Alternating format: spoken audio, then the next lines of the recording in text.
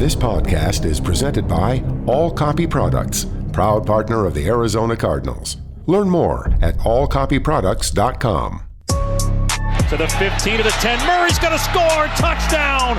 Welcome to the Cardinals Red Sea Report. Slammed to the ground by Budda Baker. Like a torpedo, he came flying into the backfield. One-handed catch and a touchdown. DeAndre Hopkins. The Cardinals Red Sea Report is brought to you by Arizona Cardinals Podcast. Visit azcardinals.com/podcast. Here we go. This is it. Caught by Kirk at the 20, at the 10. Touchdown. Oh, baby. How's that feel? Here's Craig Grialou, Mike Jurecki, and three-time Pro Bowler Kyle Vanden Bosch. First impressions are important, gentlemen, and I'd say the Cardinals' first impression, very, very good. The preseason opener last Friday night against the Dallas Cowboys. First things first, it was a win, 19-16, but the results don't matter. It's what happened between the lines for those 60 minutes on Friday night. Offense, defense, and special teams. And yes, that is where we're going to begin this week's Cardinals Red Sea Report. Craig Grialou, Mike Jurecki, and Kyle Vanden Bosch going to kind of take this at least off the top as far as dividing that game into offense and defense. And apologies to Mike Jurecki because, you didn't play either offense or defense. We're going to lean a little bit more on Kyle over here because, as the man said, he is a three-time Pro Bowler. So between the three of us, we have 3 Pro Bowl appearances in our NFL career. So I'm very excited about that. But Kyle, looking back at Friday's game defensively, what stood out to you seeing the starters for a limited amount of time and then some of those key backups? Yeah, what stood out to me was I thought our coverage was good. Some of the younger players, specifically Marco Wilson, Tay Gowan, did a good job in man coverage. Looked like they can hold their own out there. Up front, we had guys that we had just signed, guys that hadn't been with the team for a good portion of the game. I would like to see them generate more pressure up front, but they did control the line of scrimmage, did a good job against the run game. There's some good things to take away. Specifically, you wanted to see your draft picks and your rookies play well, and I think they did in the game. When you look at Collins, everyone's going to talk about that second play of the game, but you also told me a little bit earlier today that Jordan Hicks made a similar play, obviously not the first-round pick like Collins. Yeah. I was impressed with Zaven Collins. I think he passed his first test. I think he showed what we all expected. He's instinctive. He is physical. I mean, when he gets in on the tackle, he's bringing some weight behind that tackle. He's fast, he's smart, and he looked like he had a good control of the defense. But yeah, I thought, we had talked about this before. There's a place for Jordan Hicks on this defense, and it's not on the bench. He will, he's shown over his career that he can help this team, and not just from a playmaking standpoint, but from a leadership standpoint. So it'll be interesting to see how they use those 3 inside linebackers. Going into this game, MJ, I think all eyes were on Zaven Collins. I mean, we talked about it during the days leading up to that preseason opener. You always focus on your first-round draft pick, and yeah, it's an inside linebacker. They don't get a lot of attention, but this is a different situation. This is an inside linebacker who's going to be the quarterback of the defense. He's the one that's directing for everyone else on that field, all 10 other guys as far as where they're at. So from that standpoint, and he spoke about it on Friday as well, as far as things went smoothly, at least from our vantage point, and then you brought up the play, second play of the ball game, Tony Pollard hit for a 2-yard loss, and it was good to see Collins show that athleticism and then the knowledge of what he's been asked to do all seemed to come to fruition on that particular play. As Kyle pointed out, I mean, he's physical, he's fast, he's able to read his keys, and it's all important with the eyes. And, it's you didn't have Budda Baker out there. You didn't have Chandler Jones. You didn't have J.J. Watt, where, clearly, Chandler and, Marcus Golden had been in the system. So, they're playing a bunch of guys that just got here. And again, I thought they did a decent job against the rush, against the Cowboys. But, yeah, I mean, that's all you can ask for. And there's going to be growing pains. But once they get some of these other players back in the week 1, that's how we're going to see this defense explode from a standpoint of just the personnel that they've added in the offseason. Collins was on the field for 23 snaps plus 1 on special teams. After the ballgame, head coach Cliff Kingsbury specifically about Collins being that starting Mike linebacker. It's a work in progress, there's no doubt, but he's, once again, he's a guy who works at it. You know, he's asking for extra meeting time with Coach Davis, Coach Joseph, pre-med major there at Tulsa, so he has the IQ to get it done, and he's been grinding on it for the last 3 months, and we'll have our ups and downs there. That's a tough position to play, but we like where it's heading. Yeah, and one thing I really liked, once he came out of the game, he had the earpiece in, and he stood next to Billy Davis the entire game. And so now I believe Evan Weaver was making the calls at that point, but he's now seeing how the defense is supposed to line up. Clearly different players, they may not be here in a few weeks, but I like the fact that not only a student of the game, but he also wants to see what the defense looks like when he's not out there.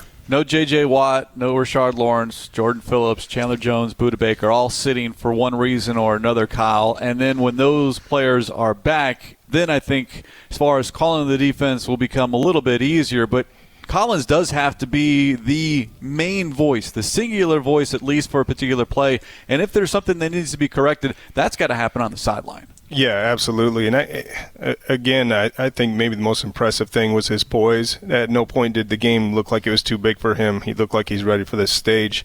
Looking at that play specifically, everybody wants to focus on the one play, and, let's all plug the preseason disclaimer, he's going against guys that might not be on the other team. He's playing with guys that might not be on the team down the road. But it was an inside zone play, right? And the way that starts is you start by doubling your bigs, and then you come off on the linebacker.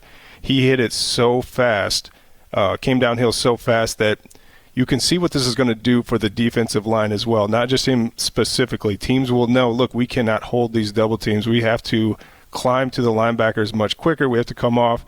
And so that gives the guys up front an opportunity to make more plays and be more disruptive as well. If you have linebackers that are just sitting there and they pause and they wait to hit it, then an offense has an opportunity because they can move the bigs off the line of scrimmage and they can climb to the linebackers. But he will take that double team off of his defensive lineman real quick if he's flowing downhill that fast. Now, Collins' fellow draft defensive teammates, we brought up Marco Wilson, 4 tackles, 2 passes defense. Victor Dimukeji recovered a fumble, and Tay Gowan, who spent a lot of time in the second half, held his own account because he was targeted, I think, 5 different times, but performed very, very well. Now we need to see it for a second time, and that second time comes up this Friday against the Kansas City Chiefs. More on that in a moment. All right, let's flip it over to the offensive side of the ball. And where do you go, MJ, when you look at the offensive production? Again, Kyler Murray did not play, sat this one out. He got a good week of practice, so they didn't want to risk anything on Friday night against the Cowboys. But offensively,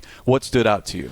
Rondale Moore and the way Kingsbury used him. I mean, he lined up in the slot the majority of the snaps, and he was also involved in some jet sweeps or, possibly a quick throw. And then Eno Benjamin. I mean, I think we've all been waiting for this, but Rondale Moore and Eno Benjamin, Eno's, fighting for a roster spot. At this point, you think he's one of the top 4 with Jonathan Ward and Connor and Edmonds. But I think Eno Benjamin looks the part, and there's a reason why the Cardinals drafted him in the 7th round last year. Eno Benjamin had 50 rushing yards and a touchdown. He also returned 3 kicks for a combined 84 yards. But Rondale Moore, Kyle, 5 touches, 39 total yards. He had 2 carries, 3 catches. We saw a jet sweep. We saw a little flip from Colt McCoy, kind of a misdirection, if you will. A lot of different ways you can use that Cardinals second-round draft pick out of Purdue that I think has people excited about what's to come once the regular season hits. Yeah, I think everybody should be excited about, just the small dose we saw of him. He appears to be like the Swiss Army knife. Like, you can really do just about anything with him. You can hand the ball off to him and he can get the corner. You can throw a bubble screen and he can take it for a big gain. I think specifically with this offense and the direction this offense will go this season is you have 2 down-the-field threats with your number 1 and your number 2 receivers. So it looks like we may have found our guy to find those zones underneath, to the guy that when they're covered down the field, you throw him a 3-yard pass and he's going to get you 12 yards. And it's exciting to see. I'm surprised that they showed that much with him. It'd be nice to kind of have him be a surprise and teams have to adjust to him and at halftime. early in the season, but he looks like he has the ability to do just about anything that they ask of him in this offense. Yeah, that offense, specifically that second drive of the ball game, was anything but vanilla, and the man directing that offense and that drive, he was on the field for 3 series. Colt McCoy getting the start. His numbers, MJ, 6 of 7, 69 yards, but it's how he handled himself. Remember, this is a brand new offense for him. He's still learning that part, but I thought he acquitted himself very well for his first time out. Yeah, I know that, we don't really focus on the backup quarterback, but I think we've been very consistent throughout the offseason. This is a home run to bring in a guy that's not looking over the shoulder of Kyler Murray. They have a great relationship, and Murray's now, teaching him the offense, and so, hopefully, Murray can stay healthy for all 17 games. But Colt McCoy, the offense really doesn't change. He may go under center a little bit more, but for the most part, he's steady, and the fact is, you're comfortable with that position where last year with Chris Streveler in Week 17, you're thinking they got to upgrade that position. So in a perfect world, he doesn't see the field, but in the preseason, he's got to, show his upside, and I think he passed the eye test. Let's hear from the head coach, Cliff Kingsbury, on how he thought Colt McCoy did against the Cowboys. Yeah, I thought he did a nice job handling the system. First time ever really playing in a game situation in our offense, and operationally was really smooth, made good decisions. And so I thought under duress at times he handled himself well. And then listening to McCoy post-game, Kyle, was what happened once McCoy was off the field and standing a lot with Kyler Murray as far as discussing, all right, what do we do here? What would you do? This is what I thought, I saw. And I think that more than anything, the relationship between Kyler Murray and Colt McCoy off the field is going to be huge, a benefit that I don't think Kyler has had in his first 2 seasons in the NFL, and that's nothing against Brett Hundley, but you're talking about someone who's got experience at a lot of it, and then certainly a more than capable college quarterback back in the day at Texas. Yeah, he's seen everything, and it's that extra set of eyes for Kyler when he comes to the sideline during the game. What I saw from him in the game when he was on the field was poise and leadership. And on top of that, he showed real good accuracy. He threw a dime to Christian Kirk on the sidelines, and it was a great pass. And in the face of pressure, a couple of times he had guys in his face, and he was able to step up and deliver. And another guy, when he got to the sidelines, he was wearing the earpiece, standing right next to, Cam Turner or Kingsbury, obviously, not getting in the way. But, again, he's still learning the offense, and Streveler's been in the offense for his second year. So he did have the earpiece, too, and I'd like to see Kyler possibly do that if he's not going to play in these preseason games. Colt McCoy, again, 3 series, 6 of 7, 69 yards. Chris Streveler, 7 series, 12 of 24, 107 yards, and then 10 carries for 55 yards. And, of course, he was on the field directing that 4-minute offense for a game-tying field goal, and then a 2-minute offense to get Matt Prater in position to kick the game-winning field goal, a 47-yarder as time expired. Prater 4 of 4 on field goal attempts. So when Kyle showed up today, and I was trying to get his thoughts on the game, and he has notes and all that. And one of the first things he said, if Matt Prater was here last year, the Cardinals were in the postseason. Yeah, I would echo that as well. When we come back, we'll hear and speak with Eno Benjamin, the Cardinals running back, right here on the Arizona Cardinals Radio Network.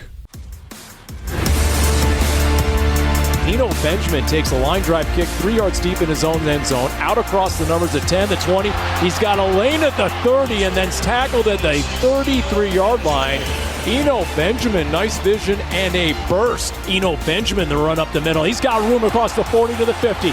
He's to the near sideline at the 40, trying to turn on the Jets at the 30, inside the 25, and Eno Benjamin. How about that for the former ASU running back? First and goal from the 6 to give is to Eno Benjamin off the left side. He's got plenty of room to run, and he vaults into the end zone untouched. Cardinals touchdown as they cap the drive after the takeaway by the defense. Eno Benjamin cashes it in for 6. Just some of the big-time plays Eno Benjamin made on Friday night against the Dallas Cowboys. 134 total yards, whether it was rushing the football or returning kicks. And, of course, that 6-yard touchdown run that made it 10-3 in the second quarter. Eno, appreciate you joining us here on the Red Sea Reports. And let's just start there with the touchdown run. Everyone talked about the length and certainly what you were able to do, but the vision that you had certainly on the touchdown and then your big carry of 38 yards. Walk us through those two plays. Really, it starts with the offensive line first, and kind of just knowing their schemes and how they're blocking it, and kind of having an idea of where the ball is going before the ball is even snapped. And so the offensive line, they did a really good job as far as making their calls. They made it easy for me to read, and from there it's just instinctual after that.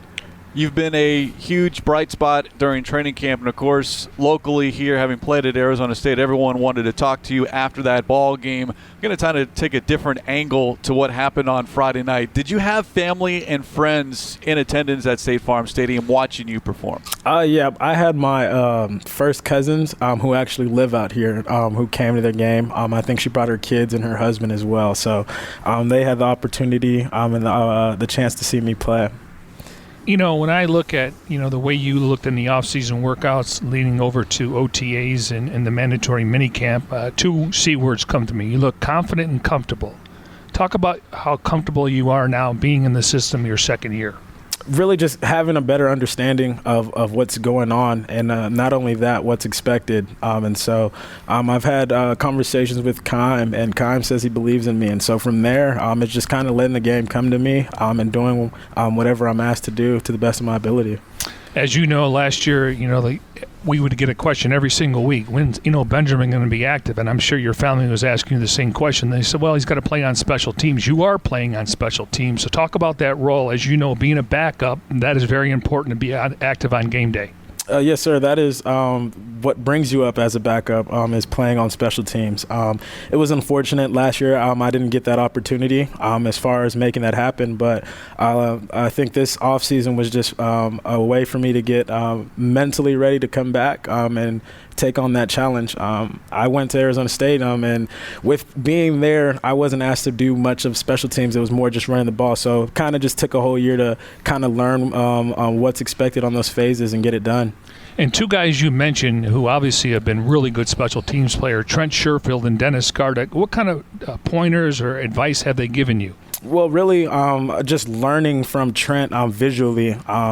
I was behind him in a lot of the stuff as far as practice. And so just kind of just seeing the way he worked, seeing the way he handled himself in and outside of the building as well is one of those things. And then Gardeck has just been giving me pointers on punt return, stuff that I should be looking for and stuff that I could do to gain an advantage on gain an advantage on the opposition. You had 3 long kickoff returns, 35, 24, and 25. Other special teams roles. What else does Jeff Rogers have you as far as return units or coverage units? He has me as a kickoff coverage guy. I'm an L2 on there. I'm a gunner on punt as well as punt return and kickoff return. How is the gunner position? Because I can get very physical, sometimes maybe 1-on-2, and you're the one trying to go against 2 guys. Yeah, well, so then with that, you've got Chuck Washington, who's there. He's a veteran guy who's done it quite a bit. So after practice, I stay with him some days, and we just get extra work. Like you said, 2 versus 1, that is a disadvantage. So you've got to win and be able to make plays. Last year when you were inactive and you were in sweats, what was it like? I mean, were you were watching everything, just hoping for that opportunity? I mean, how difficult was it knowing that you weren't going to be able to play on a Sunday or a Monday Night Football? It was really difficult, but the way that I went into it in practice or the next week after the game was any day might be my chance. So continue to get better and continue to be ready. And so I remember just being on the sidelines and Sax telling me to remember that feeling. So I was kind of just taking it all in and knowing what I was going to get myself into next year. And so I'd be ready and more prepared. Speaking of running backs coach James Saxon, he's really likes this room. Maybe the top 4 and yourself and Jonathan Ward and Chase Edmonds and James Conner. So talk about the chemistry you guys have, because it seems like they're all rooting for each other. Oh, yeah, definitely. We are all just doing what we're asked to do, and how it shakes out and how it plays out is going to play out. Jonathan Ward's actually one of my best friends on the team. We talk all the time, and we hang out quite a bit. And so it's just, like I said, just trying to compete against each other and hoping for the best that comes within that. That's interesting. You've got in that running back room, a lot of competition, and there's a lot of people believe that, 3 running backs, maybe potentially 4 running backs kept. But then to hear you say you and Jonathan Ward are good friends, best friends, and perhaps maybe you're coming down to the front office looking at between one of you guys making this roster. Is that something talked about, or is that just something that you guys can't really pay much attention to? I feel like it's something that we don't pay attention to because at the end of the day, it's out of our control. And so there's no need to speak or worry about things like that. You tapped out of the bowl game for right reasons, and I want to say you went to the Senior Bowl. How much weight did you put on going to the Combine? I think it was around 12 pounds, I want to say. I kind of was just taking a step back and just kind of reshaping my body. I was changing the way I was eating as far as meats. I was going straight fish and just really straight healthy food. And I was able to shed a lot of weight and then I'll put it back on, headed towards the Combine. Now, did you meet with the Cardinals and James Sexton there? I did. I had conversations with them. What was that like? I mean, thinking, man, I could play in the same state as I played college football. What was those conversations like? Really, I guess just going through that process, I never really thought the Cardinals would be the team that would get me, honestly. Eno Benjamin joining us here on the Cardinals Red Sea Reports. Of course, we know Eno Benjamin from his time at Arizona State. November 30th, 2019. That before Friday night, your most recent time in a game. And now putting on a Cardinals uniform, as our producer Jim O100 pointed out during the broadcast. That time on Friday night, your first opportunity to put a Cardinals uniform on outside of media day. Did you have a moment just to kind of soak everything in, either before the game or during the game when you stepped on the field for the first time? Coming out for pregame, when the returners came out, that's when I guess it was hitting me as like, okay, this is the time now that we're waiting for. And just to have the fans back cheering and making a lot of sound, it brought that great feeling back of this is real football for me. 5 carries for 50 yards and a touchdown. So the mindset going in this week with the Kansas City Chiefs in town, I don't know how much has been discussed as far as playing time or what the snap count's going to be, but how do you view this game coming up on Friday? I view this game as just another opportunity to go out there and show that I'm capable of doing whatever I'm asked on the field to the best of my ability. Can't let you get away without asking about your alma mater. How much are you paying attention to what's going on literally down the street when you guys are back in Tempe as far as what the Sun Devils and the expectations for this team coming into 2021? I know that they've got, I want to say, 20 of 22 starters coming back. So this is a big year. And there's a lot of things going on there that I'm trying not to focus on. I know the team is not focusing on it as well. I think their thing is just to stay focused on the main thing, and which is winning the Pac-12 South and also winning the Pac-12 and getting to the Rose Bowl. And so I believe in those guys, and I know that they can do it. They've got a good veteran-led squad, especially on defense coming back, and then you've got Jaden Daniels, who's a playmaker. So I am definitely looking forward to seeing big things from them. Now, when you look at the program as itself, though, I mean, it's I guess if you look on paper and you mentioned all the guys coming back, I think over the next couple of years, you guys are going to have a lot more draft picks than you've had over the last couple of years. Would you agree with that? I do agree with that, and that's a testament to what Herm and those guys are doing in the building. They're making it all competitive and bringing in guys who are able to compete and play at the next level as well. Well, Eno, from someone that watched you shine at Arizona State, it's been a lot of fun to watch your journey now with the Arizona Cardinals and a tremendous performance last week against the Cowboys. Appreciate you joining us here for a couple of minutes, and best of luck this week and the rest of the season. Awesome. Thank you, guys. I appreciate you guys for having me. Cardinals running back Eno Benjamin joining us here on the Cardinals Red Sea Report. We'll take a timeout. We are halfway through here this week's edition of the Cardinals Red Sea Report. We'll back after this here on the Arizona Cardinals Radio Network.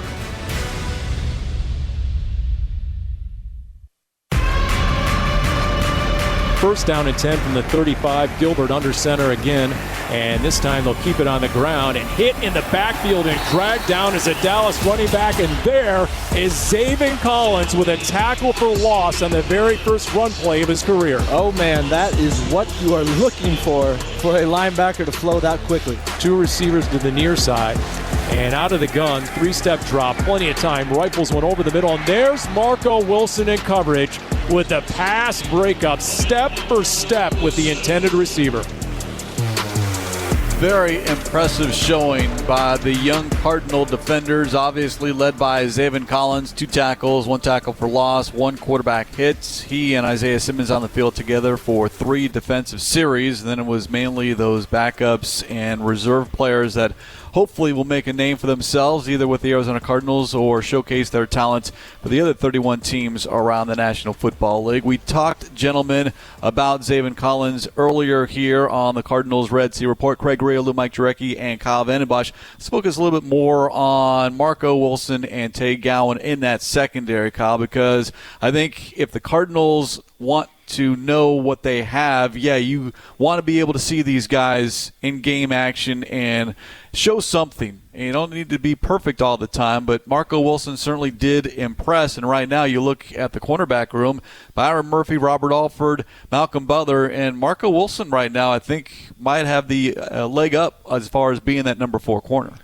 Yeah, really both of the rookies showed well, I thought. What you want to see is them, while it may not be what you do primarily during the regular season, you want to see them in one-on-one situations, see them try to lock down a man on the outside, and both showed that ability, specifically Marco Wilson. And it's a crowded cornerback room. It's there's still a lot of gray area there on who's going to be filling those seats once the regular season rolls around and who's going to see the field during the regular season. And that's primarily what preseason football has turned into. It's filling out the back half of your roster. And, we've talked about before, I could ask Mike Jurecki, hey, who do you think is going to make this team? And he could probably be right on 50 of them. It's just those last few spots right now that guys are trying to earn. And what separates the last few guys is how they perform when the bright lights come on, how they perform against other teams in that competitive environment. The thing is, I think the Cardinals would continue to look for another veteran corner because Darquez Denard, he hasn't been on the field. And so right now, a 4th-round pick who played in the SEC, he's going to be active on game day. He's going to play on teams, and now he gives you a little luxury. And I thought he should have had an interception, and Gowan was targeted 5 times. And, he's showing up in training camp, getting his hands on a couple different footballs.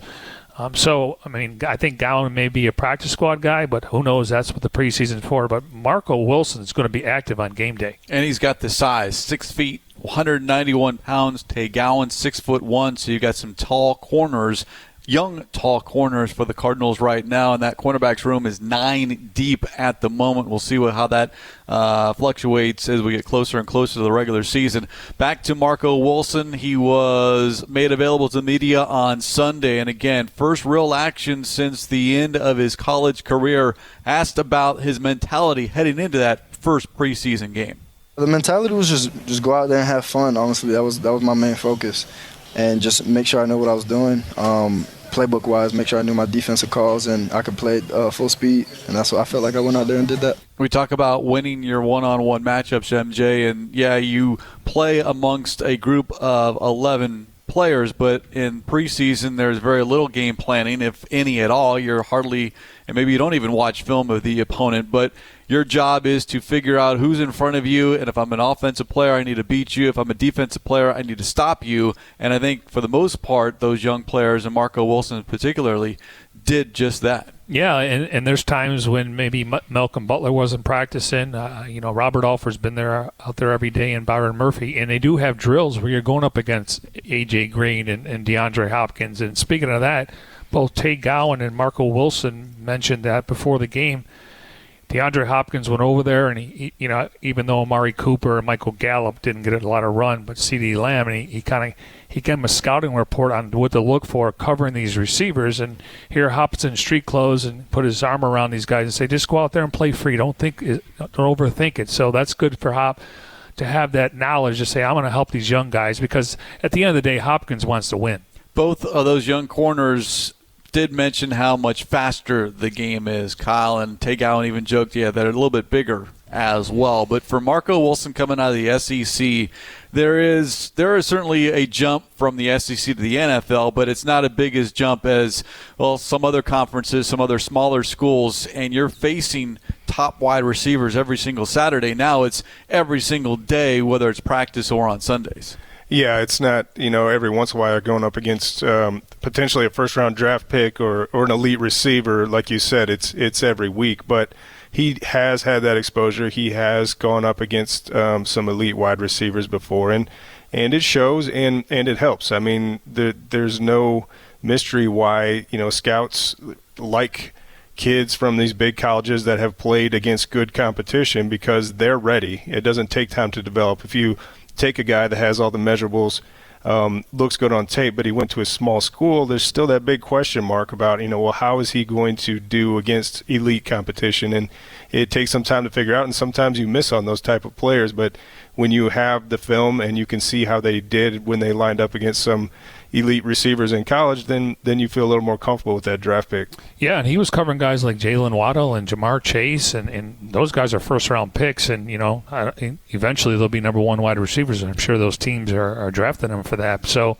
yeah, again, as you mentioned with Collins, didn't seem like it was too big for them. Now, I'm sure the Butterflies' first game, just the Cowboys, but the fact that he played in that big conference, I think that's going to help the process to where he's going to go through some growing pains, and once he's on the field, he's going to get targeted. But, mental mistakes, if he can cut those down and just play free, he's got an opportunity to play on special teams, and we'll see where he is in the depth chart. Right now he's fourth. Marco Wilson, 35 defensive snaps, 7 on special teams. Let's get his thoughts on how he performed against the Cowboys.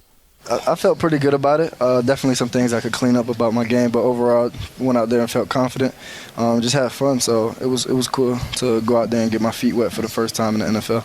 You look at his teammate, Tay Gowan, was on the field for 34 defensive snaps, 7 on special teams. And, MJ, those two, Marco Wilson and Tay Gowan, are going to be connected at the hip. Not only great friends, but same draft class and certainly same position. But you hope that the Cardinals, when you're a day 3 pick, some question whether you can make it in this league, but right now I'm impressed, especially with Marco Wilson, his ability to not only play on special teams, but certainly get some reps and some game action on Sundays as a cornerback. Yeah, I was talking to Kyle earlier, and he thought Gowan showed up. I mean, he was targeted 5 times, and you're going to build confidence there. Now the question becomes, how many corners do you keep? And I still think they're going to look at the waiver wire to bring in a veteran guy. It could be for insurance, could put him on the practice squad. How many safeties do you keep? But right now I think it's safe to say who we know the top 4 corners are. The other young defender, and we brought him up in our first segment here on the Cardinals Red Sea Report, but Victor Dimukeji recovered a fumble, the outside linebacker out of Duke. He obviously wears a good number, number 92, Bertrand Berry's old number, and someone I think, Kyle, might have a option or the ability, maybe even make this team as well when you look at the outside linebacker position with Chandler Jones, Marcus Golden, Devon Kennard, Kylie Fitz, and then, Dennis Gardeck right now is on PUP. They might look for a young player, especially if he can show something here in the next couple of weeks. Yeah, absolutely. He just needs to show the playmaking ability. I mean, physically, he looks the part, right? He's strong, he's stout. He's going to hold up against the run. But in this defense, you need to be able to get after the quarterback and put the quarterback on the ground. So I think that's something you need to look for him going forward, especially these last 2 preseason games, is just his playmaking ability.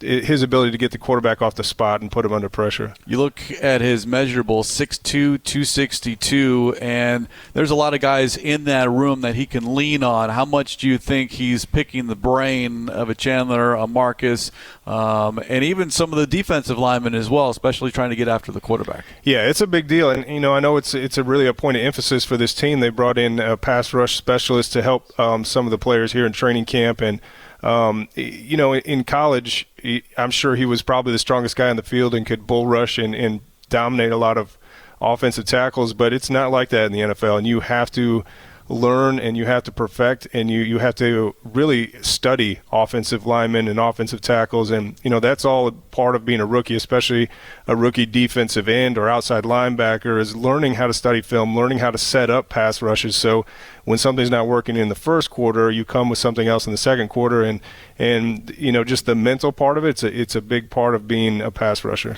You know, 2 of the 7th-round pick, you mentioned DMcKG, but James Wiggins, 29 snaps, about 40%, 14 snaps on special teams. He had 2 special teams tackles, and I think he's competing with Sean Williams, who obviously came over from Cincinnati, more of a special teams player.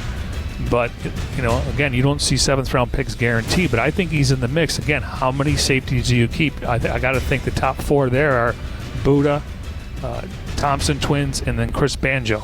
Speaking of Buda Baker, this week's special guest on the Dave Pasch podcast, episode 2, available now. Follow along via your preferred podcast provider.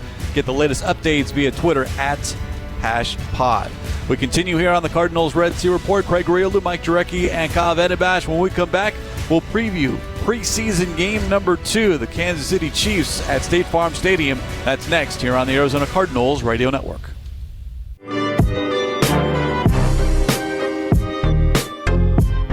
First down and 10 at the Dallas 28.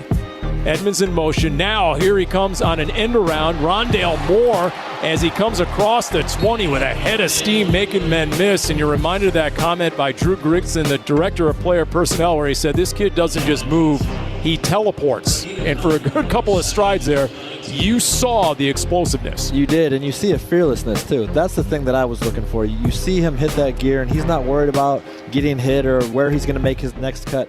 He is going 100 miles an hour trying to get this ball in the end zone.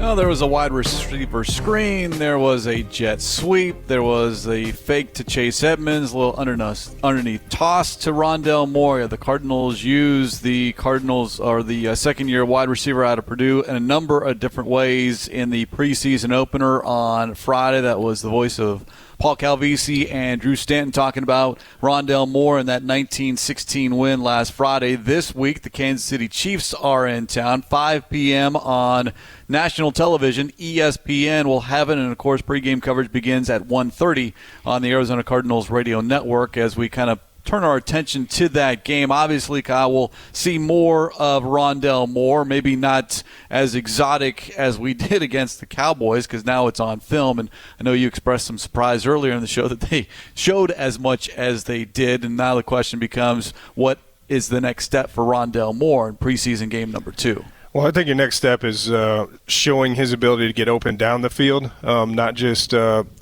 motioning into the backfield or these bubble screens or check down passes. He's a burner, and he has the ability to separate deep. And so, I'm hoping to see a little bit of that this game from him, just to show that he really can do everything that your offense asks of him. On the other side of the coin, though, do you think Kingsbury is just trying stuff to see what works? Yeah, well, that's, preseason is for everybody, right? And you're trying to see what your players can do and what they can, what plays they can execute, what routes they run best, how your quarterback goes through his progressions. I mean, so as a coach, you're Xing out plays, saying, okay, we can't run this, or we can't put this guy in this spot, or we need to put somebody else here. So I think it's a little experimentation for everybody. Now, according to Kingsbury, I think he said it twice, that normally Andy Reid will play his starters. All 4 quarterbacks played in the first preseason game. Mahomes only played 4 snaps. 2 were handoffs to Clyde Edwards-Helaire, and then Chad Henne came in, and he had an interception. So I don't know how much their first-string offense is going to play, but matchup-wise, they do have some weapons. I don't know how much time Travis Kelce's going to get, Tyreek Hill, and they got some new players there that they drafted. So, but according to Cliff, he said it twice now, that they usually play a little bit more than other teams in the preseason. Yeah, we'll see exactly as far as availability and, of course, snap counts, but I would expect Rondale Moore to be on that field on Friday night. Post-game last Friday, after beating the Cowboys, Rondale Moore joined Paul Calvisi and Drew Stanton.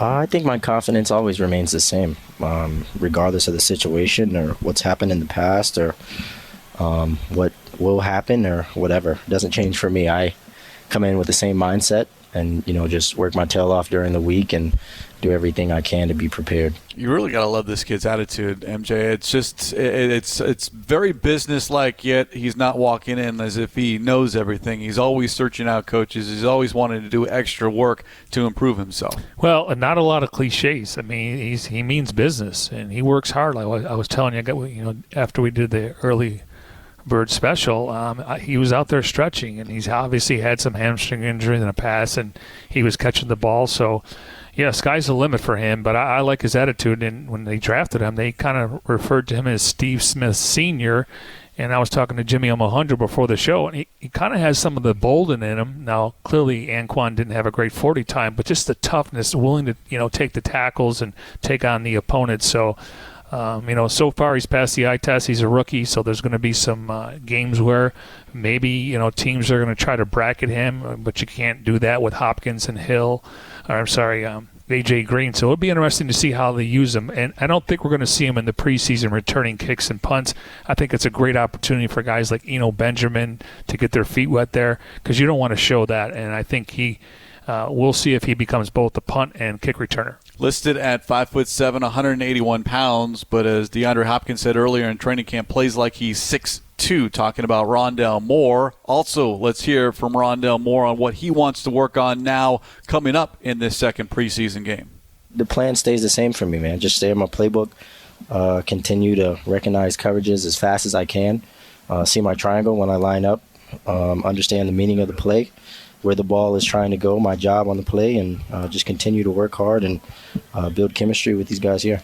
Offensively on Friday, Kyle, not exactly sure how much, if at all, we'll see of Kyler Murray. We do know defensively that Chandler Jones will not play. That's according to head coach Cliff Kingsbury. Jones not spotted during the open portion of practice on Tuesday. Neither was Marcus Golden, but not dealing with anything very serious and likely a game day decision on whether Marcus Golden plays. But for you, preseason game number 2 against a very quality opponent in the Kansas City Chiefs, whether that's offense, defense, or special teams, what are you hoping the Cardinals get out of Friday? Yeah, selfishly, a lot of people have the Chiefs penciled in the Super Bowl already, and rightfully so. I mean, they've got weapons, they've got talent. I would like to see some of our stars out there. I would like to see us match touchdown for touchdown. It's a nationally televised game. It's an opportunity to showcase what we have, the players we've assembled, the weapons that we can trot out onto the field every week. As good as it was to know that it looks like we found our kicker, 4 field goals is too many. We've got to be able to get touchdowns and get 6 points on the board for us to be the type of team we want to be. The other side of it, the thing I'm looking for is just an improvement on the offensive line. Our starters played, mostly starters played last week. Did okay, struggled in pass protection, whether it be starters or backups in the game. So in the trenches, I'd like to see our offensive line pass protect better, and I'd like to see our defensive line get more pressure on the quarterback. Yeah, a couple penalties from Hudson and then DJ Humphries, and I think Kelvin Beach would be the first to admit he didn't play well, and he had a picture yesterday back to the lab, so he could see that he needs to pick it up a little bit. From Kyler Murray's standpoint, would you like to see him play a series or two? Yeah, absolutely. And again, it's to kind of, we have this opportunity with a nationally televised game here in Arizona to showcase what we have. And there's no better weapon that we have on the entire team than Kyler Murray. And so I would like to see it selfishly. I understand the philosophy of the risk-reward, and you're always trying to balance that. But at some point, it's football. And, you can call plays. I told a story about when we played the Packers one year. They were only going to play one series. Aaron Rodgers came out and threw an 80-yard pass first play of the game, and he was done. But it's something to get the fans excited about, right? And just, if you want to go out there and have them throw 3 bombs and punt, let's do it. Let's just let it fly and just, do what you got to do if you want to try to keep him safe. Don't have him scrambling for first downs or any of that. But it'd be nice to see him out there, especially with the audience that will be watching this game. And working behind a new offensive line, new specifically with respects to the center position. And, yeah, you get your practice here at State Farm Stadium during the week, but under the bright lights, TV cameras, fans in attendance, it's a game atmosphere. That relationship between Kyler Murray and Rodney Hudson, I would think, would want to see some kind of reps. Yeah, and we've talked about it before. Perhaps one of the most valuable additions, if not the most valuable, is the upgrade at center. And it's nice to see them work well at practice, but it'd be great to see how it goes in a real game when live bullets are flying. Get those two some work. 5 o'clock is the kickoff here at State Farm Stadium, 1:30 p.m. Pre-game coverage begins on the Arizona Cardinals radio network, and of course, we'll discuss it next Tuesday here on the Cardinals Red Sea Report. Mark it down. Every Tuesday, year-round, 11 a.m. It is the Cardinals Red Sea Report. Special thanks to those behind the scenes. Senior broadcast manager and producer Jim Alejandro. Technical director Jeff Darge. For Mike Jurecki, Kyle Vandenbosch, I'm Craig Riolu. Again, it is preseason. The results don't matter, but what happens during those 60 minutes certainly do matter a ton, especially for a lot of those players on the bubble hoping to make the 53-man roster. Again, we'll talk about preseason game number 2 next week right here on the Arizona Cardinals Radio Network. You've been listening to the Cardinals Red Sea Report. Kirk, he got it. He's in. Touchdown. Budda Baker with the sack. Stripped the ball. Murray's going to score. Touchdown. Oh, baby. The Cardinals Red Sea Report is brought to you by the Arizona Cardinals mobile app. Visit azcardinals.com/app. Touchdown. Cardinals win. This has been an exclusive presentation of the Arizona Cardinals Football Club.